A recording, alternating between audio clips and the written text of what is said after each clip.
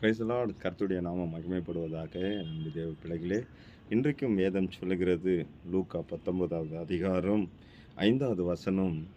இயேசு அந்த இடத்தில் வந்தபோது அண்ணாந்து பார்த்து அவனை கண்டு, சகையவே, நீ சீக்கிரமாய் இறங்கி வா, இன்றைக்கு நான் உன் வீட்டிலே தங்க வேண்டும் என்றார்.